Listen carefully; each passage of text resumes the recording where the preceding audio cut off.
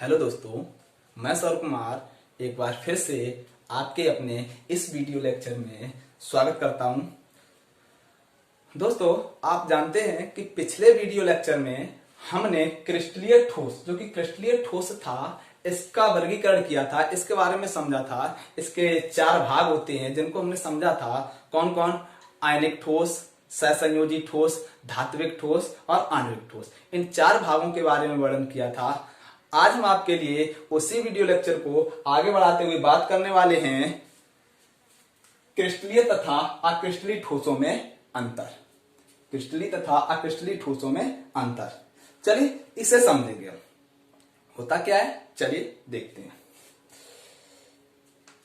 क्रिस्टलीय तथा अक्रिस्टलीय ठोसों में जो अंतर है, इनको हम कुछ गुण के आधार पर अलग अलग भागों में समझने वाले हैं, जो कि कैसे होता है इसे देखते हैं। तो देखते हैं, पहला गुण है ज्यामिति।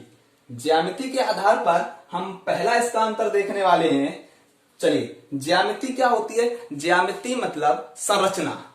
संरचना हमने बताया था, क्रिस्टलीय ठोस की संरचना कैसी होती है? एक निश्चित होती है। ये एक निश्चित क्रम में व्यवस्थित रहते हैं। मतलब कि, और हाँ, कोई भी मतलब ठोस है वो किन से मिलकर बना होता है? परमाणु, अणु, आयन, इनसे मिलकर बना। और इसमें जो क्रिस्टलीय ठोस है, इसमें परमाणु, अणु और आयन क्या होंगे? एक निश्चित क्रम में व्यवस्थित रहेंगे। ठीक है, तो क्या होता है, अभी समझेंगे हम इसे अच्छे से। यहाँ पे क्या होता है कि ज्यामिति, क्रिस्टलीय ठोसों की ज्यामिति कैसी होती है? इनकी निश्चित ज्यामिति होती है। मतलब कि इनकी संरचना निश्चित है, तो इनकी ज्यामिति भी कैसी होगी? ज्यामिति बोले तो वही संरचना। संरचना कैसी होगी? निश्चित होगी। क्लियर हुआ? इनकी अक्रिस्टलीय ठोसों की ज्यामिति कैसी होती है? अनिश्चित। चलिए देखते हैं इसे हम कैसे समझेंगे। हम मानते हैं कोई जो पदार्थ है, कोई ठोस है, वो मिलकर बना है किन्हीं 2 कणों से। मतलब 2 परमाणुओं से मिलकर बना है। एक को हमने दर्शा दिया इससे, ब्लू कलर से, दूसरे को दर्शा दिया हमने ये ब्लैक से। अब जब ये 2 परमाणु आपस में मिलेंगे तो ठोस बनाएंगे। और जब ठोस बनाएंगे तो ये किस प्रकार से बनेगा? मतलब हम कह रहे हैं इनकी ज्यामिति जो है निश्चित होती है, क्योंकि इनकी संरचना निश्चित होती है, तो ज्यामिति भी निश्चित होती है। कैसे? देखो, अब इसमें जब ये 2 कण हैं, मान लो इसे ए मान लो, इसे बी मान लो। ठीक है, ए और बी से मिलकर के कोई ठोस बन रहा है, तो क्या होगा? तो आपको क्या देखने को मिलेगा? यहां पे इनकी संरचना कुछ इस प्रकार से देखने को मिलेगी। मतलब कि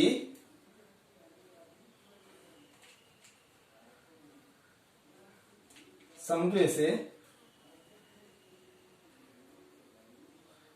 चलिए,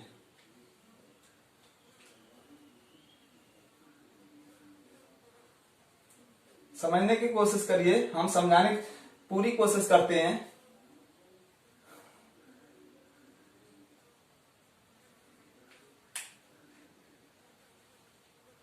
अब मान लो कोई ठोस है, ये ठोस है, इन 2 परमाणुओं से मिलकर बना है ए तथा बी।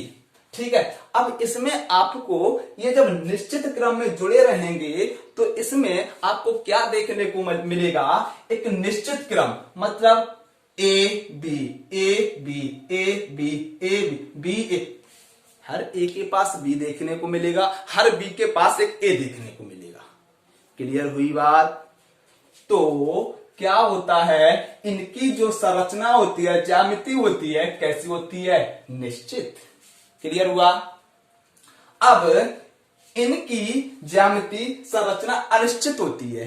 कैसी होती? अनिश्चित। मतलब कि इनका कोई क्रम नहीं होता है, ये ऐसे ही पता नहीं अड़बड़ गड़बड़ तरीके से इधर उधर ये जुड़े रहते, ये कोई निश्चित क्रम में नहीं रहते। एक एक एग्जाम्पल लेके हम चलेंगे।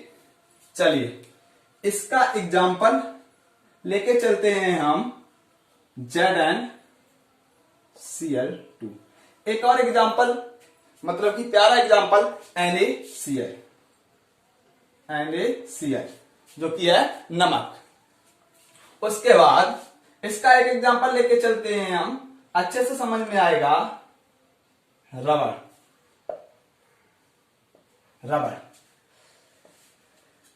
अब देखो, तो अगर हम मान लो ये NaCl का स्ट्रक्चर है, तो इसमें क्या होगा, NaCl जो नमक, या इसे ले लो, किसी को ले लो, तो ये इनसे मिलकर किससे, Na और Cl मतलब सोडियम और क्लोरीन, इनसे मिलकर बना है। तो इसमें आपको सोडियम क्लोरीन, सोडियम क्लोरीन, और सोडियम पे होता है 1 पॉजिटिव और Cl पे होता है 1 नेगेटिव। तो positive negative positive negative positive negative, ठीक है। तो उसी प्रकार NaCl NaCl NaCl, इस प्रकार ये एक निश्चित क्रम में जुड़े रहते हैं, क्या कहलाते हैं, क्रिस्टलीय ठोस। और रबड़ जो है ना, इसका कोई निश्चित क्रम नहीं होता है। कांच ले लो, ये एक और एग्जांपल लिख देते हैं, चलो कांच हुआ, कांच, ये क्या है, अंटसन, इधर उधर जुड़े रहते हैं, ये कोई निश्चित क्रम में नहीं रहते हैं, इसलिए इनकी निश्चित ज्यामिति नहीं होती है। क्लियर? आशा करता हूं आपको समझ में जरूर आ रहा होगा। हाँ, अगर समझ में आ रहा हो तो आप कमेंट बॉक्स में कमेंट करके हमें जरूर बताएं कि आपको कैसा लग रहा है। ठीक है, आगे देखिए, अगला गुण है हमारा गलनांक व क्वथनांक के आधार पर। गलनांक व क्वथनांक के आधार, गलनांक देखो, इनका गलनांक और क्वथनांक कैसा होता है, ये निश्चित ताप पर गलते व पिघलते हैं। मतलब कि सीधी सी बात है कि मान लो हम एक एग्जांपल लेके चलते हैं, ठोस बर्फ है जैसे, ठोस बर्फ है जैसे। अब ये ठोस बर्फ आपको पता है ये 0 डिग्री पर क्या होता है, 0 डिग्री सेंटीग्रेड पर ये बर्फ बन जाती है। अब अगर इसे क्या है, वाष्पीकृत करना हो, उबालना हो, तो क्या करना है, इसको हमें 100 डिग्री सेंटीग्रेड पर टेम्परेचर लेके जाना है। देखो निश्चित है ना, 0 डिग्री सेंटीग्रेड पर बर्फ ही बनेगी, निश्चित है ना। 100 डिग्री सेंटीग्रेड पर ये उबलना शुरू हो जाएगा, मतलब वाष्पीकृत शुरू हो जाएगा, तो निश्चित है ना। तो इसका गलनांक व क्वथनांक कैसा होता है, एक मतलब निश्चित होता है, ये कह सकते हैं इनका गलनांक व क्वथनांक निश्चित होता है, अतः ये निश्चित ताप पर गलते व पिघलते हैं। क्लियर? इनका ये क्या होते हैं, ये धीरे धीरे नरम पड़ते हैं। रबड़ है ना, रबड़ को आप जलाओ, इनका कोई निश्चित ताप पर नहीं गलते पिघल, ये क्या होते हैं, धीरे धीरे धीरे धीरे नरम पड़ना शुरू होते हैं। कांच को जला लो आप, रबड़ को जला लो, किसी को जला लो, है ना, तो ये क्या होते हैं, ये धीरे धीरे धीरे धीरे नरम पड़ना स्टार्ट होते हैं। क्लियर? दूसरा पॉइंट क्लियर हुआ। आगे देखो, विदलन। विदलन मतलब अलग करना, अलग करना। देखो क्रिस्टलीय ठोसों को चलिए इसमें देखो, इन्हें धारदार औजार से काटने पर नई सतह स्पष्ट व चिकनी दिखाई देती है। क्या मतलब हुआ, मान लो कोई क्रिस्टलीय ठोस है, उसको क्या किया आपने, NaCl ZnCl2 CaCl2 मतलब सीजियम क्लोराइड, जिंक क्लोराइड और सोडियम, मतलब कोई भी क्रिस्टलीय ठोस आप ले लो। अगर इसे आप मतलब इसे ऐसे समझो, देखो मान लो ये ठोस है, ठोस है, इसको अगर आप क्या है बीच से किसी धारदार औजार से काटोगे तो ये ऐसे कटेगी कि नहीं। अब इसकी जो ये नई सतह, ये नई सतह है ना, नई सतह, ये कैसी दिखाई देगी, स्पष्ट और चिकनी। क्लियर हुआ? क्लियर हुआ। आगे देखो, आगे क्या है, इनकी नई सतह अस्पष्ट व खुरदरी दिखाई पड़ती है। मतलब कि अक्रिस्टलीय ठोसों को जब किसी धारदार औजार से हम काटते हैं तो जो नई सतह जो है ना, वो कैसी, खुरदरी व अस्पष्ट दिखाई देती है। क्लियर हुआ? ठीक है। अगला पॉइंट है हमारा कणों की व्यवस्था। अब आप बताइए, जिनका एक निश्चित क्रम होगा, है ना, जिनका एक निश्चित आकार होगा, क्रिस्टलीय ठोसों का निश्चित आकार, निश्चित ज्यामिति, निश्चित संरचना होती है। अब बताइए, जिनका एक निश्चित क्रम होगा, जिनका एक निश्चित आकार होगा, तो उनकी जो व्यवस्था है लंबी चलने वाली है कि नहीं है। चलिए एग्जाम्पल लेते हैं हम, मतलब कि मकान में जो मतलब ईंटों से मकान बनता है ना, तो ईंट आपने देखी होगी, उसका एक निश्चित क्रम होता है, एक निश्चित संरचना होती है, उसकी निश्चित आकार होता है उसका। अब जब उसका निश्चित आकार है, निश्चित आकार होने के ही कारण हम 1 मंजिल 2 मंजिल 3 मंजिल 4 मंजिल 10 मंजिल तक मतलब कि उसकी व्यवस्था हम लंबी चला सकते हैं। तो क्या मतलब हुआ इसका, करों की व्यवस्था, दीर्घ मतलब बड़ी, लंबी, तो दीर्घ मतलब बड़ी, तो इनकी व्यवस्था लंबी होती है, मतलब कि दीर्घ परासी होती है। क्लियर। अब समझो आकृष्टीय ठोस। अब जिनका मतलब आकार कोई निश्चित नहीं है, जिनकी कोई संरचना निश्चित नहीं है, आप बताइए उसकी व्यवस्था कितनी लंबी चलने वाली है। भैया कुछ दूर तक चलेगी, उसके बाद पड़ाक से नीचे गिर पड़ेगी, है ना। तो वही है, आकृष्टीय ठोस क्या होते हैं, इनकी जो व्यवस्था होती है कैसी होती है, लघु परासी। लघु मतलब छोटी। ठीक है, समझ में आ रहा होगा जहां तक मेरा अनुमान है। फिर से एक रिक्वेस्ट करना चाहेंगे, आप कुछ करो या ना करो, अगर क्लास पसंद आ रही हो तो कमेंट बॉक्स में हमें कमेंट करके जरूर बताएं। आगे देखो, दैशिकता। दैशिकता मतलब क्या होता है, देखने का एंगल। हम मतलब कि उसको किस एंगल से देखते हैं और उसको देखने पर वो हमें कैसा दिखाई देता है। ठीक है, चलिए इसको समझते हैं। चलिए एक और इसको हम बनाते हैं पॉइंट इसमें समझने के लिए। यहां पे ये आएगा, ये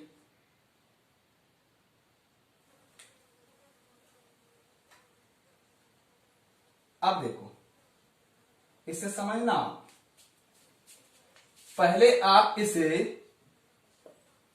इस एंगल से देखिए, इस वाले एंगल से। तो हमने इसको ए माना, इसको बी माना, तो क्या है, A B A B A B A B देखने को मिलेगा। अब आप इसको इस वाले एंगल से देखिए, ये वाला देखो B A B A B A B A, और भी व्यवस्था लंबी चल सकती है। अब इसको आप इस वाले एंगल से देखो, इस वाले एंगल से, इस वाले एंगल से देखो, मतलब कि ये क्या है, ब्लू कलर क्या दर्शा रहा है, ए, और ब्लैक कलर क्या दर्शा रहा है, बी। तो देखो B B B B B, A A A A A, B B B B B. इधर से देखो इसे, इस वाले एंगल से, तो क्या B A B A B A B. इधर से देखो ए बी, मतलब कि अलग अलग एंगल से देखने पर हमें यह अलग अलग दिखाई पड़ता है। अलग अलग मतलब विषम, मतलब समान जब होता है तो हम उसे क्या कहते हैं, सम। जब अलग अलग होता है तो वो क्या होता है, विषम। तो वही चीज है, वही कंडीशन लग रही है, जब हम इसे अलग अलग एंगल से देख रहे हैं तो हमें यह अलग अलग प्रतीत हो रहा है। तो इसलिए क्या कहेंगे, इसकी दैशिकता कैसी होती है, विषम दैशिकता होती है। मतलब देखने का एंगल क्या होता है, विषम होता है। क्लियर। अब देखो इनका कोई निश्चित आकार नहीं, कोई निश्चित क्रम नहीं है। आप इसे किधर से भी देखो, चाहे इधर से देखो, चाहे इधर से किधर से भी देख लो, किधर से भी देख लो, किसी भी एंगल से देख लो, मतलब कि ये एक समान नजर आएगा, मतलब कि ये एक समान नजर आएगा। तो क्या हुआ, इसकी दैशिकता जो है कैसी होगी, समान मतलब सम दैशिकता। क्लियर। अगला पॉइंट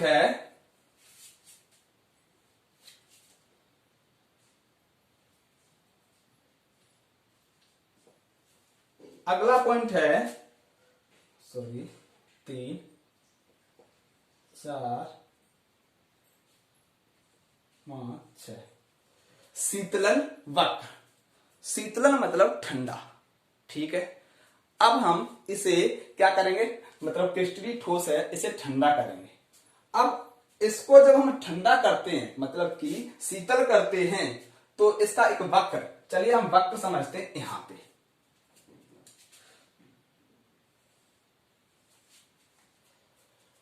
मान लो यहां पे टेम्परेचर दिखा रहा है 120 डिग्री सेंटीग्रेड, ठीक, यहां पे आ गया 0, ठीक है। इधर टाइम दिखा रहा है मान लो, ठीक।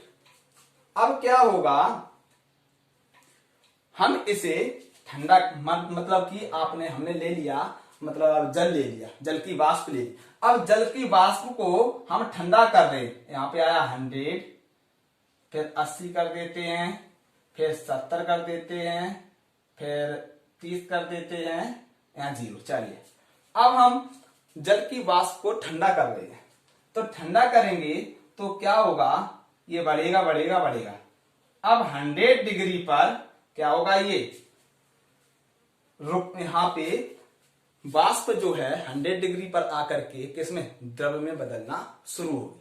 अब ये 100 डिग्री पर जब द्रव में बदलना शुरू होगी तो यहां पर ये कुछ समय के लिए इसका टेम्परेचर रुकेगा। कब तक, जब तक सारी की वाष्प किसमें, द्रव में परिवर्तित नहीं हो जाती है, किसमें, द्रव में। तो 100 डिग्री। अब उसके बाद फिर हम इसे और ठंडा करेंगे, फिर 0 डिग्री पर, 0 डिग्री पर आकर के ये क्या, बर्फ बनेगी।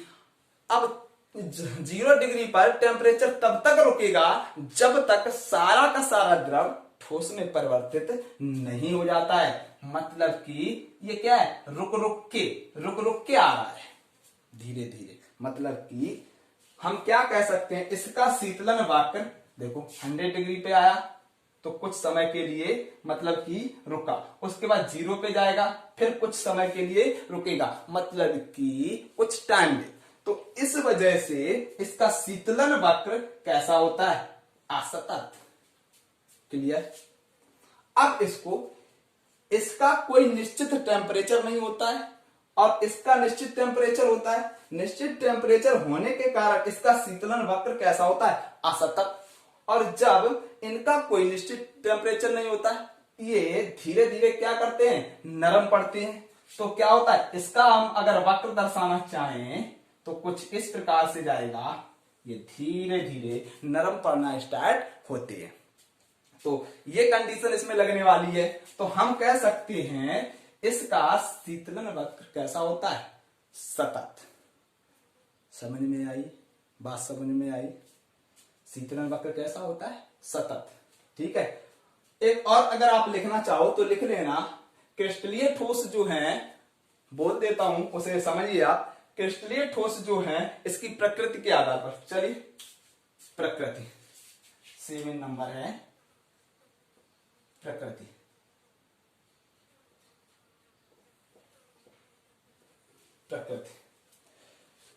इसमें लिखना आप, क्रिस्टलीय ठोस की प्रकृति क्या होती है, ये कैसे, वास्तविक ठोस होती है, वास्तविक। और ये कैसे होते हैं, अवास्तविक या आभासी। आशा करता हूं आपको समझ में जरूर आ रहा होगा, जहां तक मेरा मानना है। पूरी कोशिश करेंगे, कोई भी चीज नहीं छूटेगी। और जब जो भी आपको कोई प्रॉब्लम लगे आप हमें कमेंट बॉक्स में जरूर बताएं कि सर यहाँ पे प्रॉब्लम आ रही है। तो ये था आज के वीडियो लेक्चर में क्रिस्टलीय तथा अक्रिस्टलीय ठोसों में अंतर। ठीक है, तो आज के लिए बस इतना। आगे हम अगले वीडियो लेक्चर में इसी सीरीज को आगे बढ़ाएंगे। तो thanks for watching my video. Thank you.